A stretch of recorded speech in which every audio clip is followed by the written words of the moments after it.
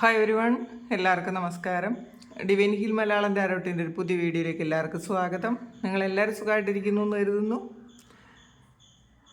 നിങ്ങൾക്ക് എല്ലാവർക്കും ഒരു നല്ല ദിവസം ആശംസിക്കുന്നു. അപ്പോൾ ഇന്നത്തെ ഡിവൈൻ മെസ്സേജ് എന്താണെന്ന് നോക്കാം. ഇന്നത്തെ നിങ്ങളുടെ എനർജി എന്താണെന്ന് ചെക്ക് ചെയ്യാം.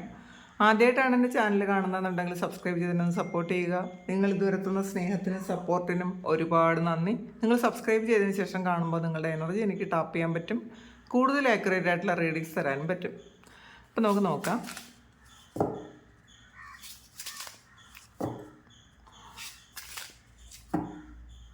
എന്താണ് ഇന്ന് നിങ്ങൾക്ക് കിട്ടിയിരിക്കുന്ന ഗൈഡൻസ്? നിങ്ങൾ ഇന്ന് എന്തൊക്കെ കാര്യങ്ങൾ ശ്രദ്ധിക്കണം നോക്കാം. ചിപ്മങ്കാൻ്റെ ലോറലാണ്, സക്സസ് ആണ്. അപ്പം ഇന്ന് നിങ്ങൾക്ക് വിജയമാണ് പറയുന്നത്. അപ്പം ഇന്ന് ആദ്യത്തെ കാർഡ് തന്നെ കിട്ടിയത് നിങ്ങൾക്ക് വിജയം വരുന്നു എന്നുള്ളതാണ്. അപ്പം നിങ്ങൾ ചെയ്യുന്ന പല കാര്യങ്ങളും ഇന്ന് വിജയത്തിലേക്ക് എത്തിക്കാൻ പറ്റും എന്നുള്ളതാണ്. അല്ലെങ്കിൽ ഒരു വിജയം ആഗ്രഹിച്ച് നിങ്ങൾ കുറേ കാലം കൊണ്ട് അങ്ങനെ ആഗ്രഹിച്ചിരിക്കുന്നുണ്ടെങ്കിൽ, ഇത് എന്തെങ്കിലും എക്സാം എഴുതിയിട്ടിരിക്കുന്നുണ്ടെങ്കിലോ അല്ലെങ്കിൽ വേറെ ഏതെങ്കിലും തരത്തിൽ നിങ്ങൾ അതിനു വേണ്ടിയിട്ട് പ്രാർത്ഥിച്ചുകൊണ്ടിരിക്കുന്നുണ്ടെങ്കിൽ അത് സംഭവിക്കുന്നു എന്നുള്ളതാണ് കാണുന്നത്. അപ്പോൾ ഇന്ന് നിങ്ങൾക്ക് ഏറ്റവും നല്ലൊരു ഭാഗ്യം ഉള്ളൊരു ദിവസമാണ് എന്നുള്ളതാണ്. അപ്പോൾ നമ്മൾ നല്ല ദിവസം നല്ല എനർജിയിൽ തന്നെ ഇരിക്കാൻ ശ്രമിക്കുക. നമുക്ക് ആദ്യം തന്നെ ഒരു പോസിറ്റീവായിട്ടുള്ളൊരു കാര്യമാണ് അറിഞ്ഞതെങ്കിൽ അപ്പം നമ്മൾ ഇത് കേൾക്കുന്ന സമയം മുതൽ നമ്മളൊന്ന് വളരെ ഹാപ്പി ആയിട്ടൊന്ന് ഇരിക്കാൻ ശ്രമിക്കുക, പോസിറ്റീവായിട്ട് ഇരിക്കാൻ ശ്രമിക്കുക.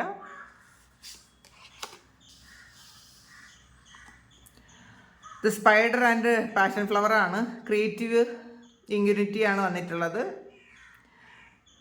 ഇതിൽ സ്പൈഡറിനെ അറിയാമല്ലോ. സ്പൈഡർ എന്ന് പറഞ്ഞാൽ ഭയങ്കര ക്ഷമയോടുകൂടി അതിൻ്റെ ഒരു വല നെയ്യുന്നത് അറിയാമല്ലോ. അപ്പോൾ നിങ്ങൾ ഇന്നത്തെ ദിവസം നിങ്ങളുടെ ക്രിയേറ്റീവായിട്ടുള്ള കാര്യങ്ങൾ അത് വളരെ ക്ഷമയോടെ നിങ്ങൾ ഇരിക്കണം എന്നുള്ളതാണ്.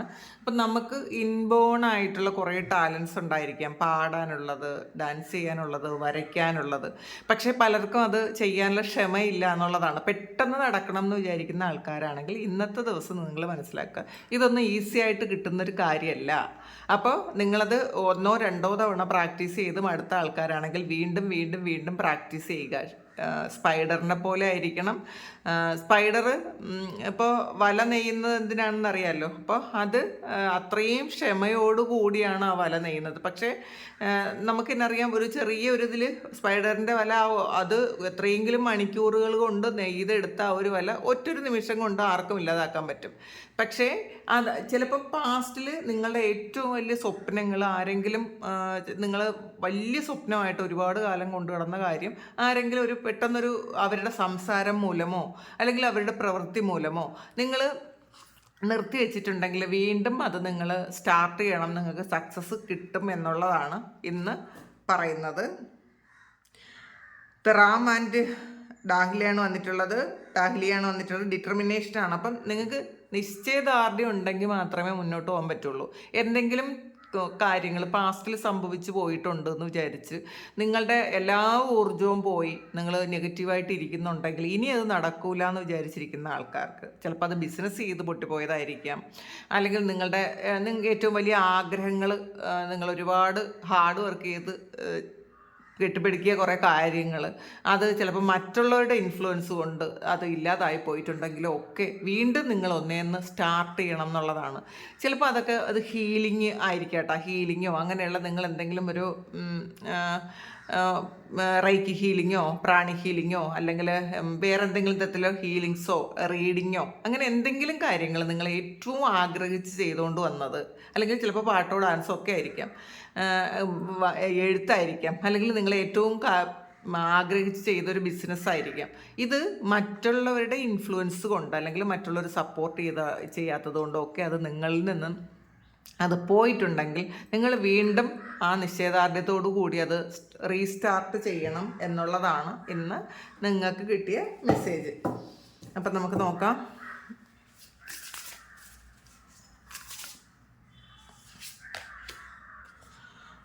ടു ഓഫ് സോഡ്സിൻ്റെ എനർജിയാണ് വന്നിട്ടുള്ളത്. നിങ്ങൾ ഒരു ഡിസിഷൻ എടുക്കാൻ പറ്റാതെ കൺഫ്യൂസ്ഡ് ആയിരിക്കുന്നു എന്നുള്ളതാണ്. നിങ്ങൾ ശരിക്കും മറ്റുള്ളവരെ സന്തോഷിപ്പിക്കാൻ വേണ്ടിയിട്ട് നിങ്ങളുടെ പല സന്തോഷങ്ങളും അല്ലെങ്കിൽ നിങ്ങൾ ചെയ്യേണ്ട പല കാര്യങ്ങളും മാറ്റിവെക്കുന്നു എന്നുള്ളതാണ്. ഇനി ഞാൻ അങ്ങനെ ചെയ്താൽ അവരെന്ത് വിചാരിക്കും, അവർക്ക് വിഷമാവോ, അവർക്ക് ബുദ്ധിമുട്ടുണ്ടാവോ എന്നൊക്കെ ഓവർ തിങ്ക് ചെയ്യുന്നു എന്നുള്ളതാണ് നമ്മൾ ആദ്യം മനസ്സിലാക്കേണ്ടത്. നിങ്ങൾ നിങ്ങൾക്ക് വേണ്ടിയിട്ട് കുറച്ച് സമയം സ്പെൻഡ് ചെയ്യാനും നിങ്ങൾക്ക് വേണ്ടിയിട്ട് ജീവിക്കാനും ശ്രമിക്കുക. നമ്മളെപ്പോഴും മറ്റുള്ളവരെ പ്ലീസ് ചെയ്ത് ജീവിക്കുന്ന ആ ഒരു സ്വഭാവം ഒന്ന് മാറ്റി വയ്ക്കുന്നത് നല്ലതായിരിക്കും. നിങ്ങൾ ഇപ്പോൾ ഉള്ളൊരു സിറ്റുവേഷനെ വീണ്ടും വീണ്ടും ഒന്ന് അനലൈസ് ചെയ്യാൻ ശ്രമിക്കുക. ഈ ചെയ്യുന്നത് നിങ്ങളോട് ചെയ്യുന്ന ക്രൂരതയാണോ എന്ന് കൂടി ചിന്തിക്കുക. അപ്പം നമ്മളെല്ലാവരും ഒരു ഇൻഡിപെൻഡൻറ്റ് സോളായിട്ടാണ് ഇവിടെ വന്നിട്ടുള്ളത്. അപ്പോൾ പക്ഷേ അത് ഇവിടെ വന്നതിന് ശേഷം നമ്മൾ ഒരുപാട് ആൾക്കാരുമായിട്ട് കണക്റ്റഡ് ആയിട്ട് ജീവിക്കേണ്ടി വരും. പക്ഷേ എന്നാലും നമ്മൾ ആ ഒരു നമ്മൾ ഇൻഡിപെൻഡൻ്റ് ആണ് എന്നുള്ളൊരു ബോധം, നമ്മൾ ഒറ്റയ്ക്കാണ് എന്നുള്ളൊരു ബോധം നമുക്ക് ഉണ്ടായിരിക്കണം.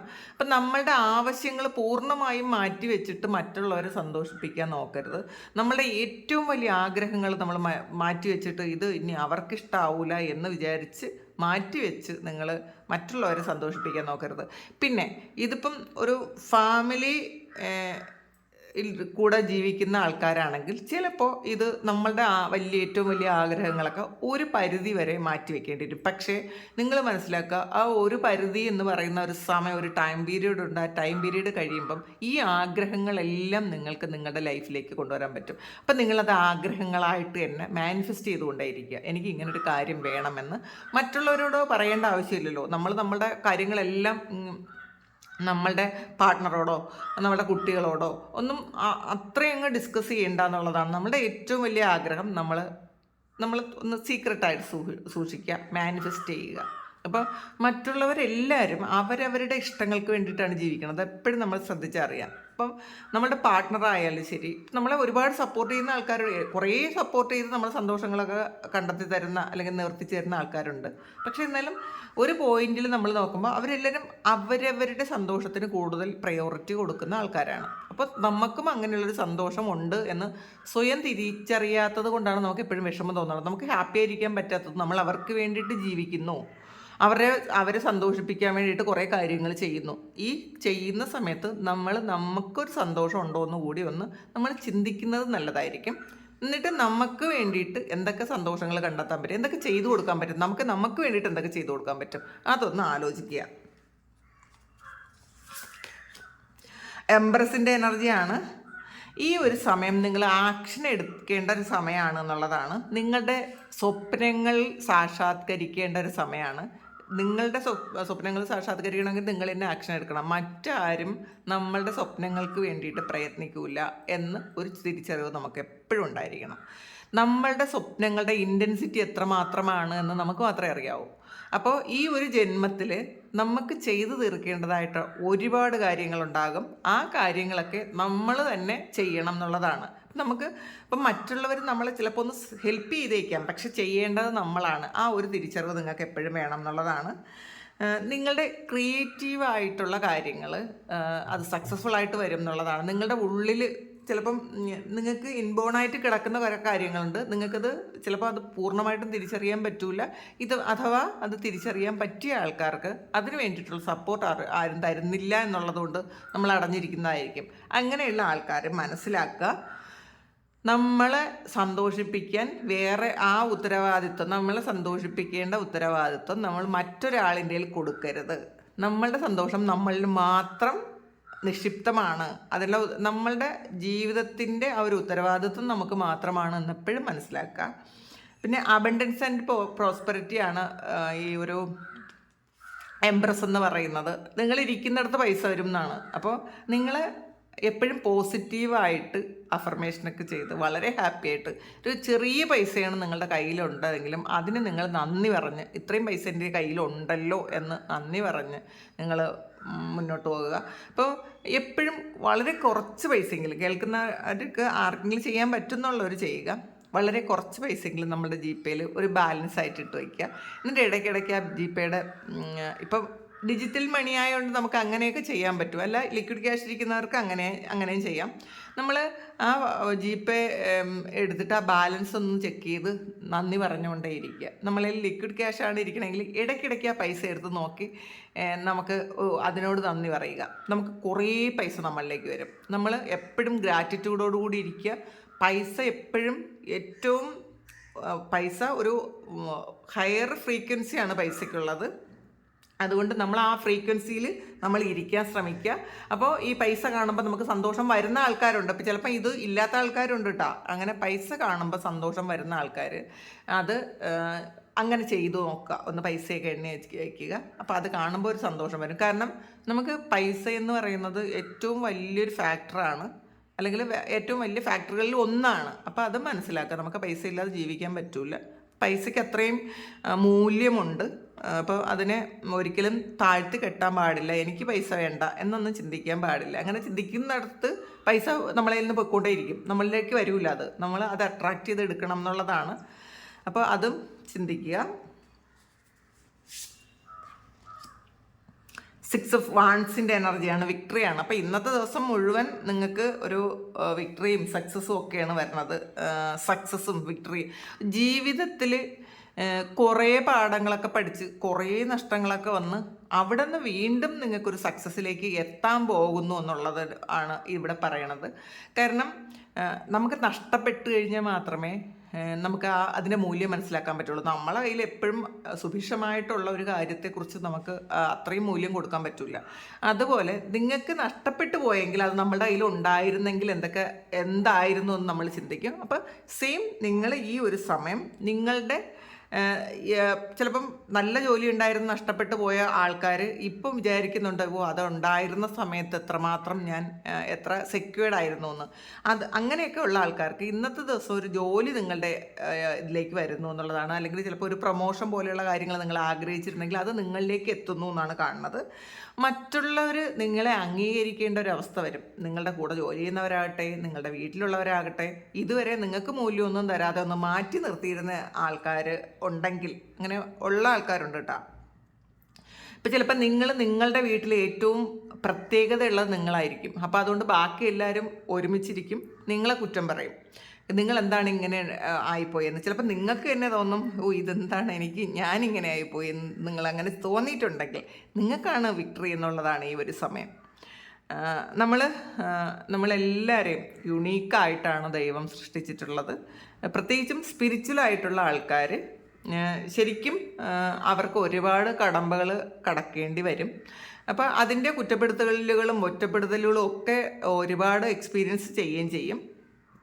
പക്ഷേ ഒരു ആത്യന്തികമായിട്ടുള്ളൊരു വിജയം നിങ്ങൾക്കാണ് എന്നുള്ളതാണ് ഇന്നത്തെ ദിവസം. അങ്ങനെ ഒരു വിജയം നിങ്ങൾ ആഘോഷിക്കുന്നു എന്നുള്ളതാണ് കാണുന്നത്. പ്രമോഷൻ ഉണ്ടാകാം, ചിലപ്പോൾ അവാർഡ് കിട്ടാം, സ്കോളർഷിപ്പ് കിട്ടാം, അങ്ങനെയൊക്കെ കാണുന്നുണ്ട്. റിലീസാണ്.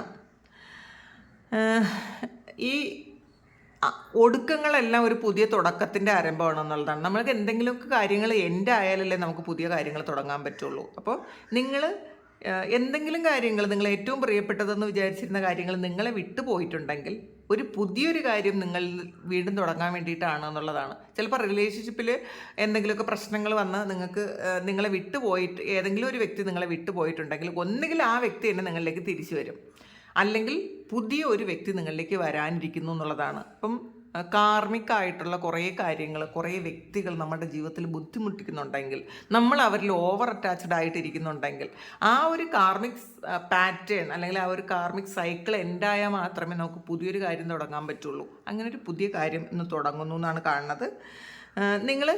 നിങ്ങൾക്ക് ആവശ്യമില്ലാത്ത സാഹചര്യങ്ങളെയോ വ്യക്തികളെയോ നിങ്ങൾ റിലീസ് ചെയ്ത് കളയുന്നത് നല്ലതായിരിക്കും. ഇപ്പം നമുക്കറിയാം കാർമിക്കാണ്, നമ്മളെ ഒരുപാട് ബുദ്ധിമുട്ടിക്കുന്നുണ്ട്, നമുക്കിതൊന്നും മുന്നോട്ട് പോകാൻ പറ്റില്ല.